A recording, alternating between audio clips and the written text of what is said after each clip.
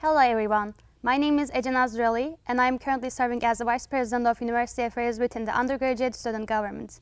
Today, I'm really excited to host this Fire Chat, and thank you President Goldsmith for being here today. And how have you been? Well, first of all, Ece, thank you so much for inviting me to be part of this Fireside Chat. I have had an amazing 100+ days as Stony Brook's 7th president. And what I find most inspiring about Stony Brook is its students. And so I'm delighted to have a conversation with you and hopefully to bring in some of the student issues in our conversation. Thank you so much. Now I'd like to start with my first question. So now that you have begun your presidency here and spent your first time engaging with students, faculty and staff, I would like to ask, what has impressed you most about the Stony Brook community so far? This is such an inspiring place that it's hard to narrow it down to just a small set of things that have impressed me, but I'm going to go ahead and try. So the thing that's most amazing to me about Stony Brook is its people. Our faculty, our staff, our incredibly inspiring students, our healthcare workers, our broader community are all so proud to be part of this university, and they also feel like this is their community. When I talk to students, I ask them, why did you come to Stony Brook and what do you like about being here? And they tell me, I feel like this is a place that supports me. This is my home, my community. This is a place where I can thrive. And that's true of our students, but also the broader community. So what I find most impressive about Stony Brook is the people, and especially the undergraduates. They're so grateful to be here. They're so hardworking and aspirational and inspiring. And I just love being a part of a university with students like the ones we have here at Stony Brook. And then the last thing I'll say that has impressed me so much about Stony Brook is its potential. We are an outstanding university. We're the #1 public university in New York State, but we have so much potential to be better, to be the #1 public university in the country, and that's something very special about Stony Brook. It was really inspiring to hear that. And my second question about your State of the University address. So you outlined a bold vision for accelerating excellence and impact. So it was across education, research, healthcare, and service. So I wondered, which aspects of that vision do you expect will most directly to shape the undergraduate experience this year? The accelerate, build, and catalyze themes emerged out of discussions I've had since I was named president in February.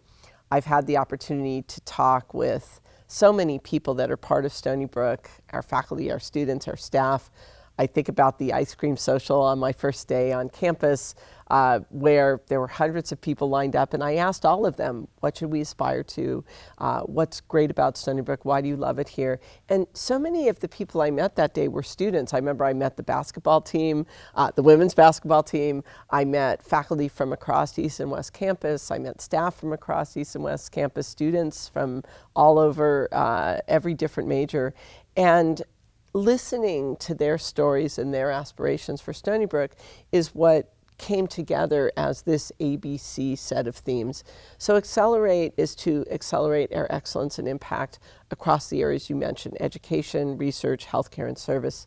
B is to build the facilities here at Stony Brook and more broadly on our Southampton campus, at the Climate Exchange in New York City, in our partners across Long Island and stretching from Manhattan to Montauk, to build the facilities that we need to support excellence in education and research in healthcare, and then also to build our student body so we educate more New Yorkers with the outstanding education that we give them at a very affordable price of $7,000 per year for New York State residents, and to build up our faculty so that with more students we're continuing to provide outstanding education and build up the services for our students and our faculty in order to maintain and accelerate our excellence. And then the C part is to really catalyze our innovation and entrepreneurship so that the work that we do here on this campus and across our campuses gets out into the public domain to help people in need through nonprofits and volunteer activities, to build up companies from the technology and the science that we do, to create state-of-the-art healthcare for our hospitals as well as more broadly. And so when you ask how can students participate in that vision this year, which is half over if we're thinking about the academic year, I think the most important thing that I would value in terms of students is their input into our strategic vision.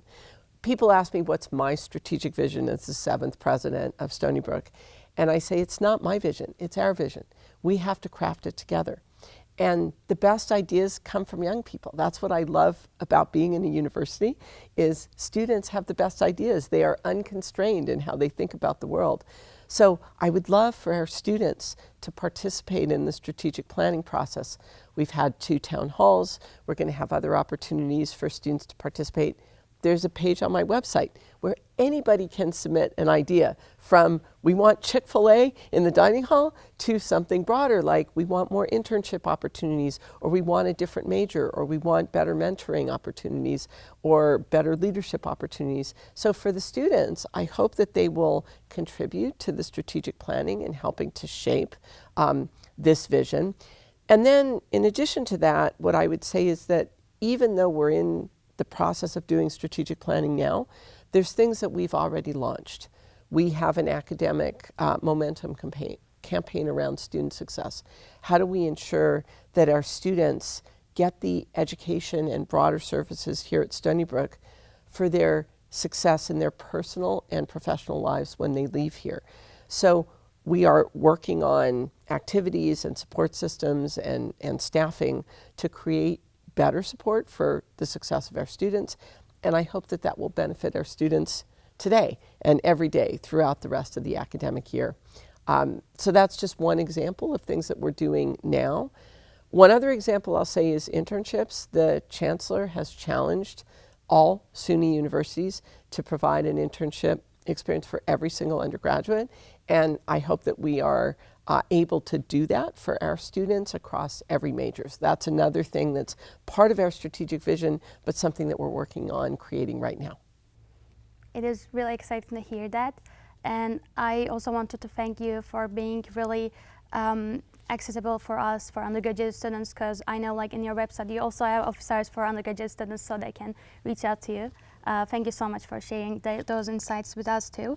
I'll just say on the student office hours, thank you for bringing that up.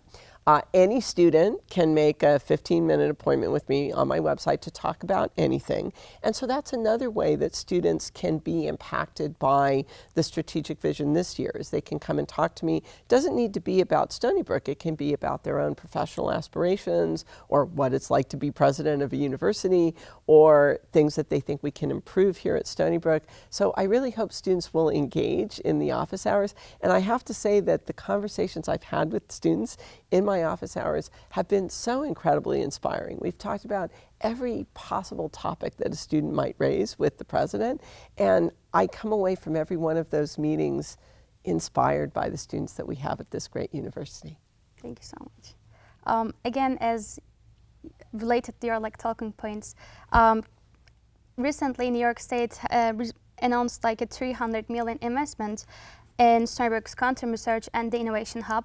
And I was wondering, what kinds of academic research or workforce opportunities do you anticipate this creating for undergraduate students in the coming years? This announcement by the governor to invest $300 million in Stony Brook quantum research and innovation is the most money that the governor has invested in any SUNY university at one time for one topic. So it is an incredible validation of the excellence that we have here at Stony Brook in research and education. We had already launched education programs around quantum. We're the first in the country to launch those kinds of education programs, including in high schools. So we want to get the students, even before they get to Stony Brook, to be excited about quantum. And of course, we have quantum education for undergraduates and research opportunities for undergraduates. Now, coming to the quantum research that we're doing, it is magical. So my own research is in wireless communication, and I started doing that research in the late 1980s, shortly after cell phones were introduced in Chicago in 1985. Before cell phones, there's the internet. And the beginning of the internet started in California in 1969. That's the year that the very first packet was sent over the internet.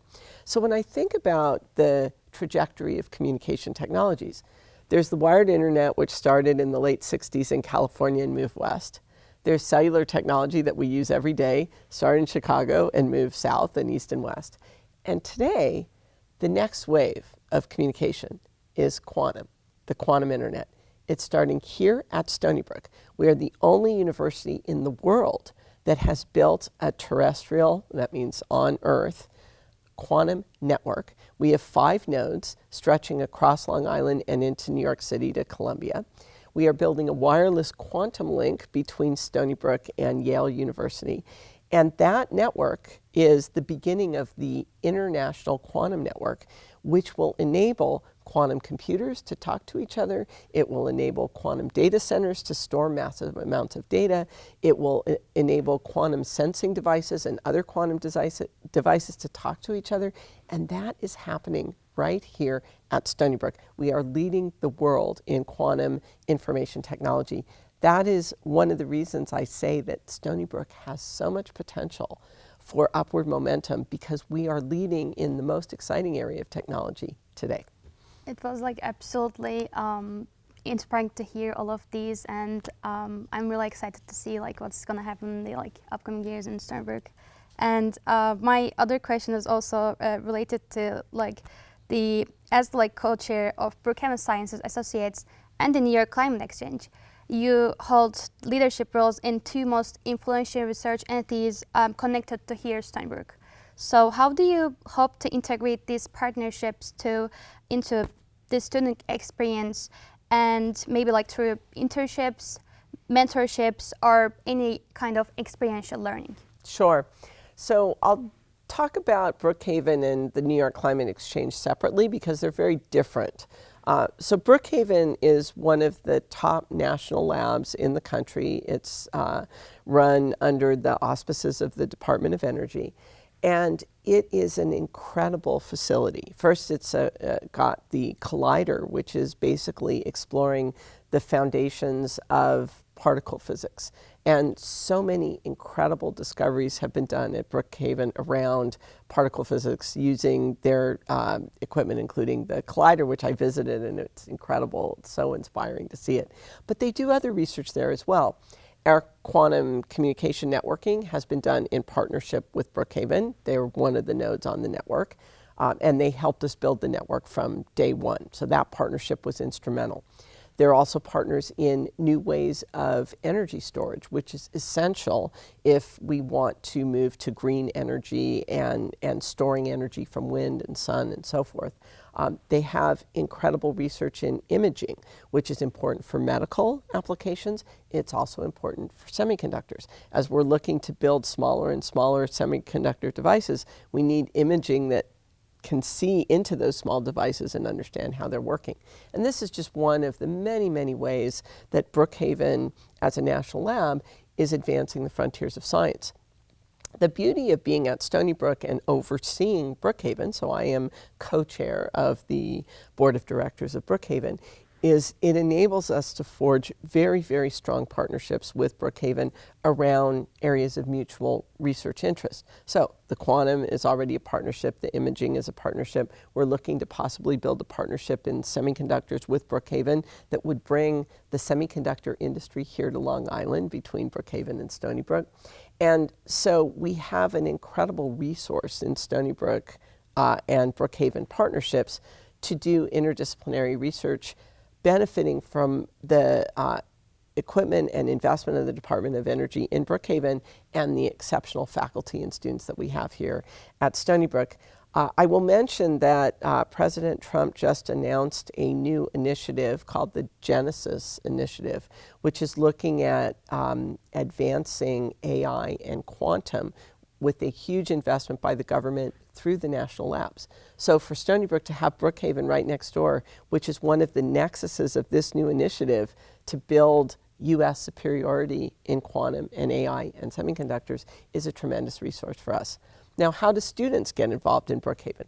One of my favorite early activities as president was to go to Brookhaven for their internship presentations of the research that the interns had done at Stony Brook over the summer. So this was towards the end of the summer. And I got to Brookhaven and it was bustling. It was just filled with students that were giving posters about the research they had done. And of course, I found the Stony Brook students that were doing summer internships there, and they were doing remarkable research. Undergraduates doing remarkable research at Brookhaven over the summer. So I think we should build up the research internship opportunities that our undergraduates and our graduates have at Brookhaven as one way for students to benefit from that partnership. So now let me move to the Climate Exchange. So the New York Climate Exchange is a separate 501c3 nonprofit organization that Stony Brook is the anchor institution leading it. So I am chairman of the board of the Climate Exchange, and the mission of the Climate Exchange is to unlock solutions to mitigate climate change, which is an existential threat to the world, at speed and scale by bringing together partners from industry, from academia, from nonprofits, from government to find solutions to climate change. And for students, the Climate Exchange is not only going to provide research opportunities on Governor's Island, because that's where the Climate Exchange is going to be located. There will also be educational opportunities on Governor's Island. We're building student housing there, so students can do a semester on Governor's Island focused on climate. We're going to have leadership opportunities for students, innovation and entrepreneurship opportunities. We launched a Tech Fellows program, which actually is supporting a number of students in creating technology to mitigate climate change. So the Climate Exchange is just a unique entity to solve one of the world's most pressing challenges, and Stony Brook is leading it. And that's another example of Stony Brook's leadership, which is why I'm so optimistic about the impact that we will have going forward. So you have a background in engineering and entrepreneurship, and it has shaped major initiatives across both academia and the industry. So I would like to ask, how do you hope to expand research and innovation pathways for students, especially those outside of the STEM, and or just students those are looking to get involved more? So I will also talk about research and innovation separately, even though there is a nexus that combines the two. On the research front, I remember when I started graduate school, I didn't do research as an undergraduate. But between my undergraduate and my graduate studies, I went to work at a small startup company that was doing wireless communication. And while we were building systems, it was very much research oriented because I was looking at problems that I didn't know how to solve. I had to go to the library, back when we went to the library to do research, to read papers about how do you do signal processing for these antenna arrays we were building. And I didn't understand the research papers, which is why I decided to go back to graduate school. And so the first research I did in graduate school on wireless communication in its early days, I was just enthralled with the idea of solving a problem that had not been solved before. That's nothing I'd ever done in my undergraduate studies. And I've been inspired by research ever since that very first experience doing research in my first year of graduate school.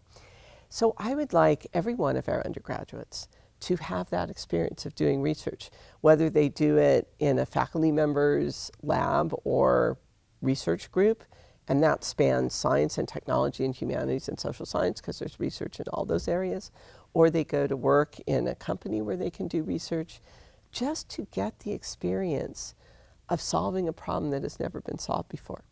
And one of the things that I like to say about graduate school and doing research is that even if you never use the knowledge that you gained from the specific research that you do, the experience of solving a problem that's never been solved before is transformational for any career that you ultimately decide to do.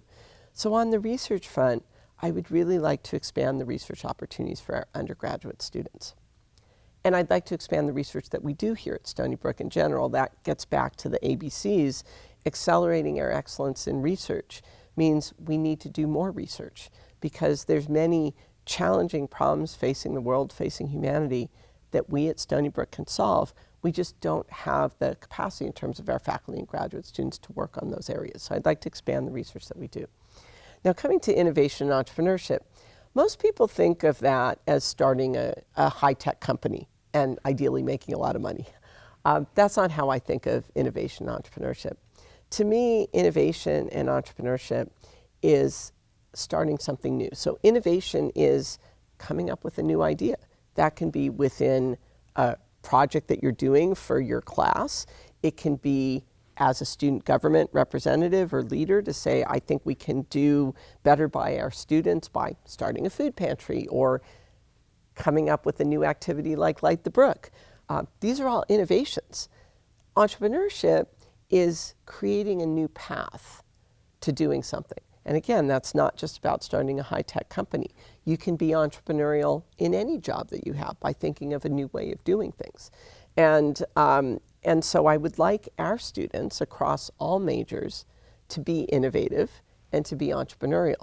To be innovative by coming up with new ideas, better ways of doing things, and to be entrepreneurial in starting new things, whether it's a new club or a new tradition or a new nonprofit organization or a high-tech company. All of those are entrepreneurial activities. What we need to do here at Stony Brook, and what falls under that catalyze category, is create better foundations and support mechanisms for our students that want to be entrepreneurial, that want to start something new, whether it's a nonprofit or a high-tech company or a new department or a new major, to understand the process of taking an idea into reality. And there's a whole process for doing that. I would like to see us find ways to support our students in that process better than we do now. As our campus is nationally recognized for its upward mobility, particularly among Pell-eligible students, first generation and diverse students, looking ahead, what strategies are you exploring to continue the straightening of affordability, access, and general student support? When I talk about what makes me most proud to be Stony Brook's 7th president, it is the affordable, accessible education that we provide.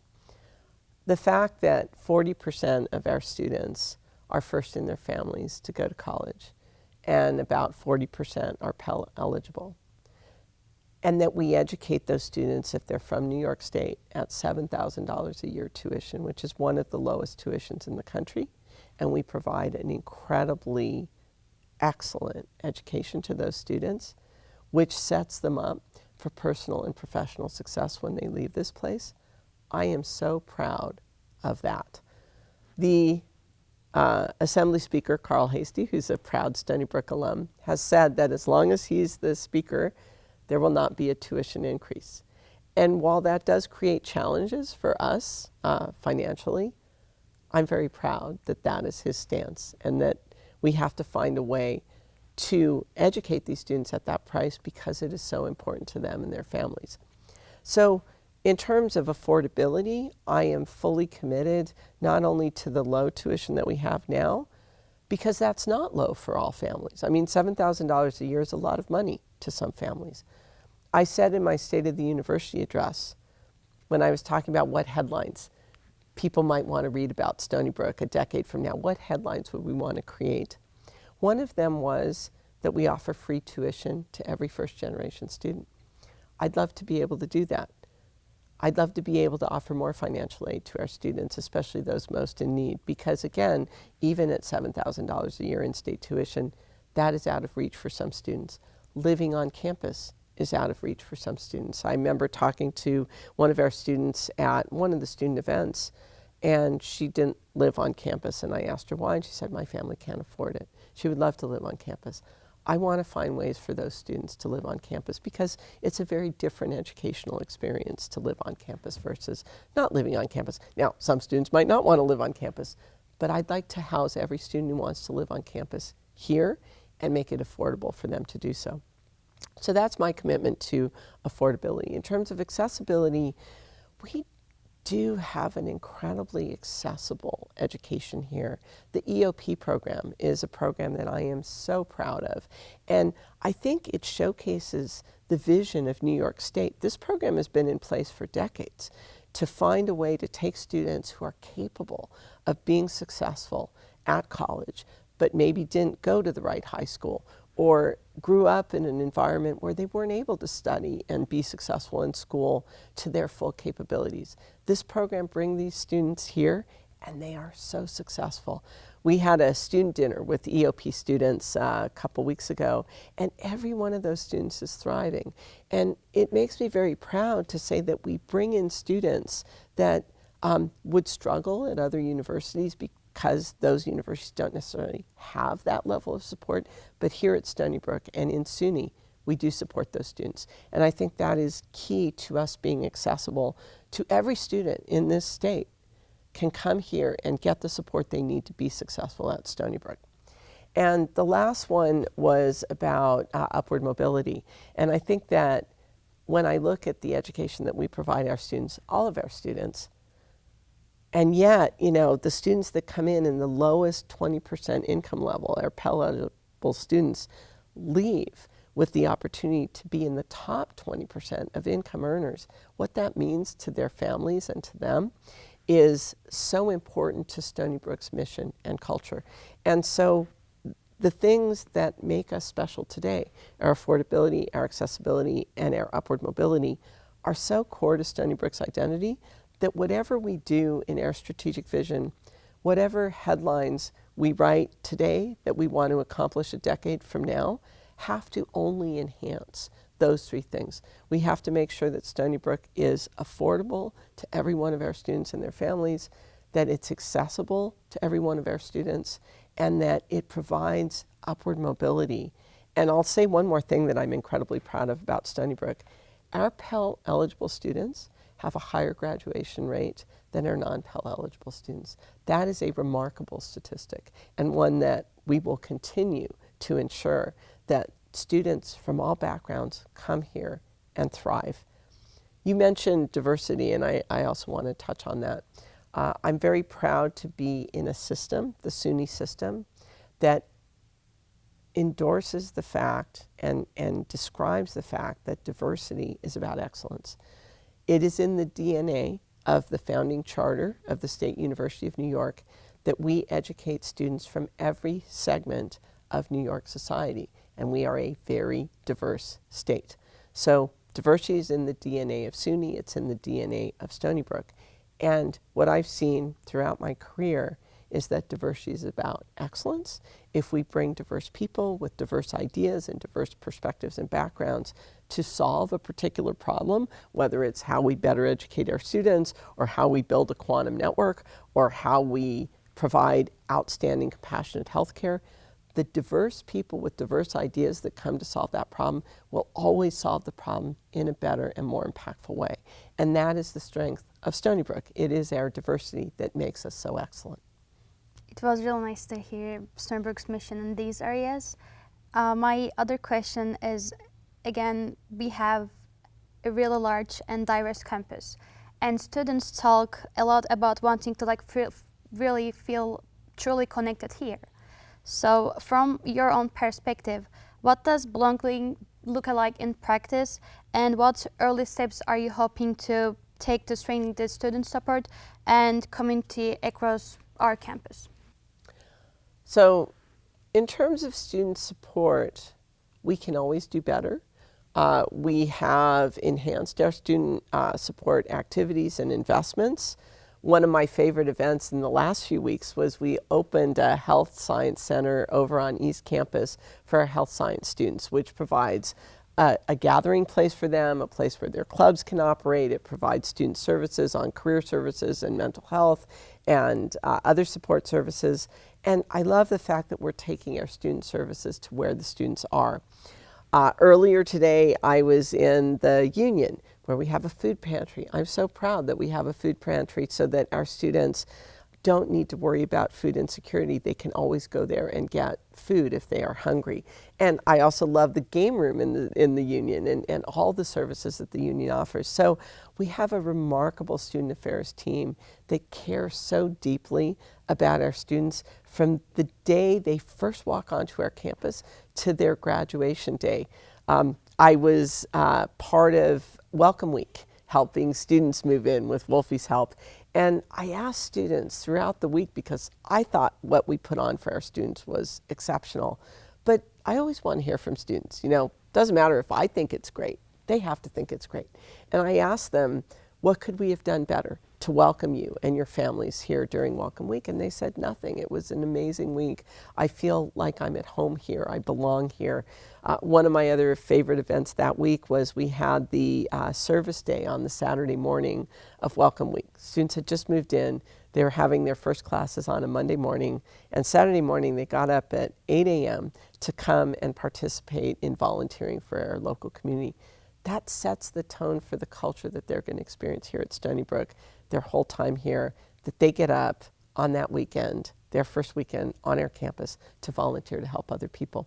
So in terms of student services, we want to hear from the students what more we can do, what they're struggling with, and we're committed to addressing those issues and doing better. That said, I think we do a remarkable job for our students. That's what I hear from the students. Now, coming to the community, people here, including our students, have a strong sense of community. But what we need to do better at is creating that community spirit. So many of the things I've gone to, like Light the Brook or Wolfie Land or homecoming events, were filled with spirit. You know, there were students and alumni and partners and community members. So we do events like that. But I hear a lot from students and others that they'd like to see more, that those are isolated events. They would like the campus to be constantly teeming with activity and vibrancy and energy. And I'm not exactly sure how to do that better. I welcome ideas. One of the things I would like to see our students engage in more is supporting our sports teams. So yesterday I went to the women's basketball team. I would have liked to see more students turn out to that event. Our football games, also our attendance has gone up, but it's a great way to build community around sports. I know our students are busy, they're working, they're very focused on their academics, and that's really important. But if they want to take a break, turning out for our sports teams is a great way to build community. I think we can have more events like Light the Brook or Seawolf Showcase. That was another amazing event where incredibly talented students were performing. That was also very well attended and very lively. So I'd like to do more to make every day on this campus and every weekend on this campus vibrant, exciting, joyful. One of the traditions I really like a lot is Campus Lifetime, where there are no classes and people can just turn out on the mall. I try to attend as many of those as I can because I like to meet the students, and it's just wonderful to see people out and about, talking to each other, doing fun things. And so the more of those kinds of activities that we can have, I think we will slowly build up more and more of a sense of community. One final point I'll make about that is that we're a very young university. We're only 67 years old. We were mostly a commuter school when we started. We now have more than half of our students living on campus. So these traditions and cultural activities take time to build up. I think we've come a long way, even in the last decade, but there's still much more we can do to make this a vibrant place every single day, every single week, all year long. Thank you so much for sharing. So many international students have shared concerns about current visa uncertainty and shifting federal research rules. I was wondering, how can the university offer to support to them to feel helpful and protected?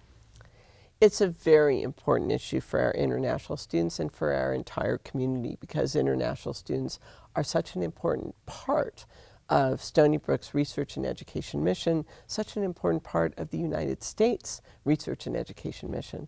And so it's very troubling that we're in such uncertain times for these students, where visa rules change overnight, where research rules change overnight, where access to certain types of equipment or things like Brookhaven National Labs change overnight.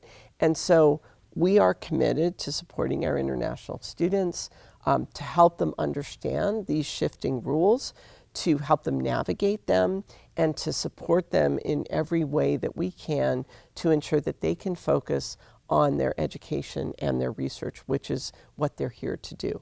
We have a Global Services Center that is on top of these things. Our Vice President for Research and Innovation is also on top of the changing research rules. And I am committed as president, my leadership team is committed as a leadership team to supporting our international students at these times of uncertainty.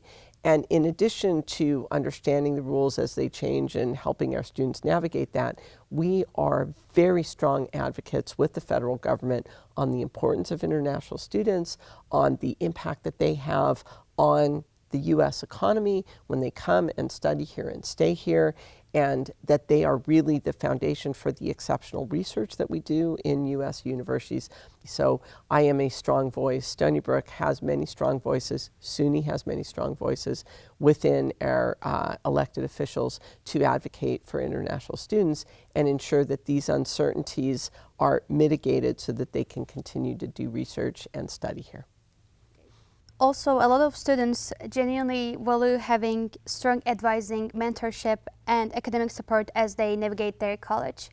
As Stony Brook continues growing, what kinds of improvements or new institutes do you hope to fill in these areas in student engagement? So advising is incredibly important. We've made a big investment to hire more advisors for our students, and that process is happening right now. So students will start to see more support on the advising front. We take advising very seriously. We have been part of the SUNY Academic Momentum Campaign, which has started, which requires us to increase our graduation rates, and having exceptional advising is core to that as well. The other thing is that our faculty and our staff find our students so inspiring that they love to mentor them. And so we have an exceptional community of mentors for our students, but the students have to be part of the process of matching to a mentor. I like to say that mentorship, the right match between a mentor and a mentee, is a little bit like a marriage, that the mentee should be reaching out to the people that they think would make a good mentor. And they shouldn't worry about, oh, that person is busy, or I don't want to bother them, or it's a burden for them to be a mentor, because being a mentor is one of the most rewarding things that anybody in a university can do. So I strongly encourage our students to find great mentors. And they can find more than one. Mentoring is a lifelong activity. I'm still mentoring my first PhD student. I'm still mentoring undergraduates that did research in my lab or took my classes. It's an incredible joy, and it's incredibly important for students to have great mentors. Thank you so much for sharing. As you look ahead of the future of your presidency, what message you would like to share directly with students about the role they play in shaping Stony Brook's new chapter and long-term vision that you have laid out for the university? So for the students, the message I would send to the students is go Seawolves. But in addition to that, I would say they are the future of this university, because when they graduate from here, they will be our ambassadors as our alumni to showcase the exceptional education and research and healthcare that goes on at this university. So as the future of Stony Brook, the future ambassadors of Stony Brook, I would like them to get engaged. I would like them to share their ideas with all of us and to really take full advantage of what this exceptional university has to offer them, to not just be focused on their first job when they graduate from here, but to be thinking about their education as a way to get a broad education in many subjects that will set them up for success in their personal and professional lives. And that means taking classes that you don't necessarily know how you will ever use them. Steve Jobs took a calligraphy class as an undergraduate, and that's why the Mac computer has the very best fonts of any computer. So you never know how you're going to use a class. I took a lot of political science classes. I ended up being an engineer, but now I'm a president of a public university, and all that political science is coming in very handy. So I really encourage students to explore, to be bold, to not be afraid to fail, and to take full advantage of what Stony Brook has to offer them. And then when they graduate, to come back, to be our alumni, to engage with Stony Brook, to help the next generation of students thrive as they were able to thrive when they were here. Thank you so much, President Goldsmith, for sharing your time and vision with us today. and it helped me a lot to understand where we are heading as campus community. And thanks again for being here with me today. It was a pleasure to be here. I really enjoyed the conversation, and I look forward to hearing from the students how they believe we can make Stony Brook a better place. And I look forward to meeting many students in the months and years ahead. They are what inspires every one of us at Stony Brook to engage with this special university. Thank you so much.